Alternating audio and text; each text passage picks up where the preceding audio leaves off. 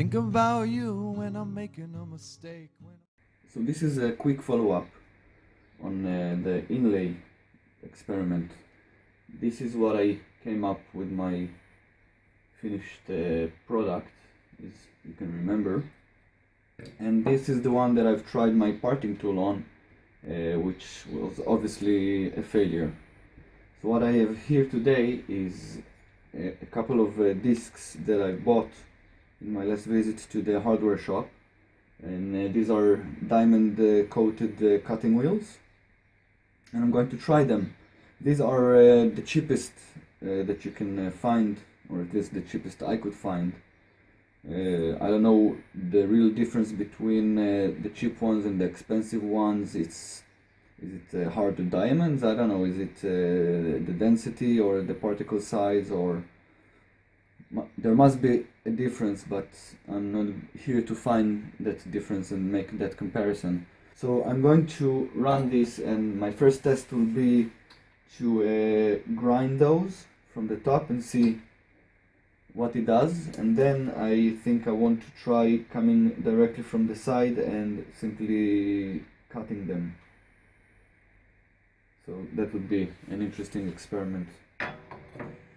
Obviously, whenever I'm dealing with power tools of this magnitude, I'm wearing gloves, I'm wearing hearing protection, a respirator obviously, and my face mask, so don't forget these.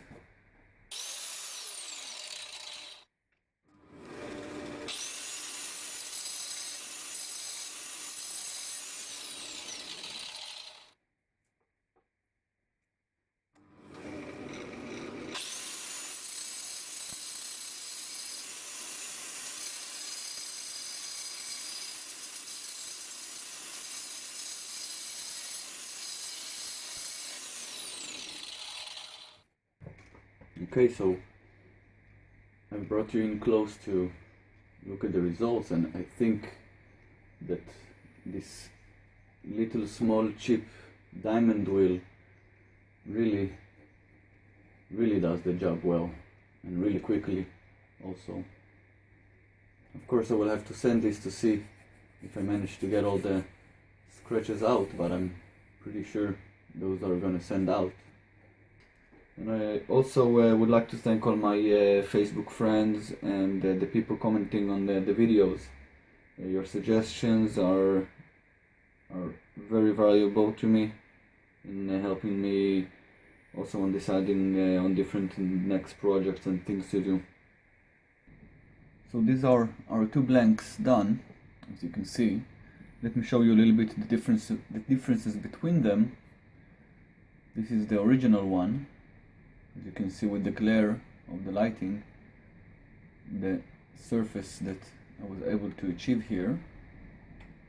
And then the new one, which has been ground with a diamond wheel, and then I filled in the top with a thick bit of medium CA, this one, and I let it cure, and then sanded this down to 1500 and applied the finish.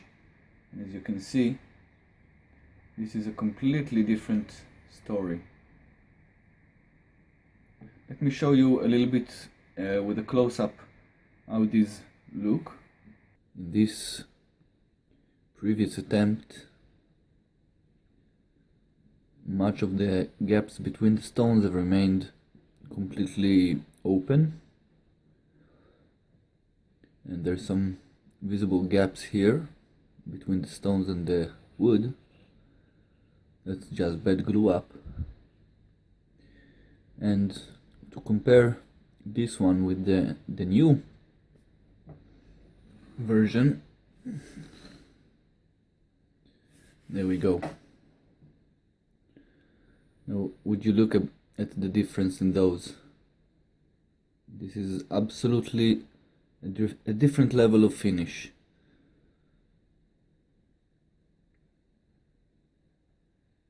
That actually looks so good. I like the green and the yellow just the same.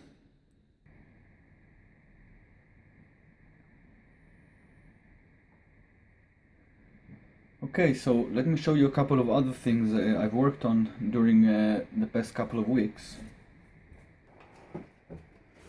Alright, so what I have here is a pen press. I took a couple of pictures from the internet, obviously, and marked out the general shapes of the different components, trying to figure out their sizes and measurements. And then eventually I've made this press. So this was the first out of 2 presses I've made, and this press actually worked fine. I turned 6 pens, and I used it to mount all the pieces of the pen, and it worked okay. The advantages in this design that I chose and made is in this piece, which is the counter piece. I've made it one side flat and the other one concave, and that actually means I can switch from those 2 modes by simply turning the thing around. The problem with this kind of design is that it relies on 2 pins, so it means that if the pins are not distanced exactly correctly, then you will have a hard time putting in your piece. Like in these 2 holes, just doesn't go in, they don't match. Also, if they are not aligned on the other axis, then you have a problem where it sits in an angle. So I learned from that one, and I changed that design. Another thing that failed in this design was that I used nails as the axles for all the components. Now here it held up fine, and here it also held up quite well, but in here, I'm going to try to show you, it actually bent out completely out of shape. It still works, by the way, but it just wasn't enough. These were like a millimeter and a half nails. It wasn't enough. So this gave birth to its slightly larger brother, which is this press. Let me put them together. So as you can see, the second pen press is a little bit larger. The components themselves are all larger. They're also finished much better, because this was the finished version, the last version. So the handle is also sanded, and it's a little bit more comfortable to handle. This press, obviously, it's a little bit more robust. Let me bring it to the front so we could see the changes in the design that I've made. So if in this press I actually made just a small concave hole here in this front piece, in the new press I actually drilled a hole almost completely through. I'm sorry, let me see if I can show it to you. Let me get these pieces up.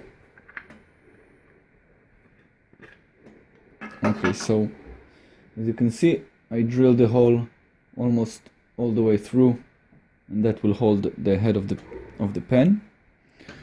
Also, another design change was that my counter pieces, and here I made 2, a flat counter piece, as you can see, and the concave counter piece, and those actually are based on a single pin, so the distances don't matter that much, and they will be self-centering, meaning that if I place it like this, but I give it a pressure from the front, it will tend to straighten out by itself. So it's self-straightening, and also more than that, I drilled the holes much more accurately, which actually gives me the possibilities. If I want to, I can always lock the counterpiece in place with a screw that simply goes in and locks it in place. As you can see, it works perfectly. Another large change that I've done in the larger version was giving it much larger pins as hinges. These are 6mm pins, and those I'm pretty sure will not bend out of shape no matter how much pressure I will apply on them. They are also not glued inside, they are held by a very slight pressure. I can take these pieces off completely in about 10 seconds. And as you can see, it works perfectly, very smooth action. Another thing that I might add is that relative to the size, I placed the hinge of this plate on the handle a little bit lower than the other one. And what this means is that I'm going to have more power over a little bit shorter distance. So I sacrificed a couple of centimeters of distance, which I don't really need, to have much more power when I press the press, actually. So as you can see, that is how it is meant to work. Another thing I've done this couple of weeks was building this Cyclone Separator. What basically I've done is I've used the bucket that I bought at the hardware store, some plywood, scraps plywood, some T-nuts with bolts to capture it from below, obviously a traffic cone, and again plywood for the top, and some tubing to connect everything up. I want to thank you for joining me in this week's video, and I hope to see you back in my shop really soon.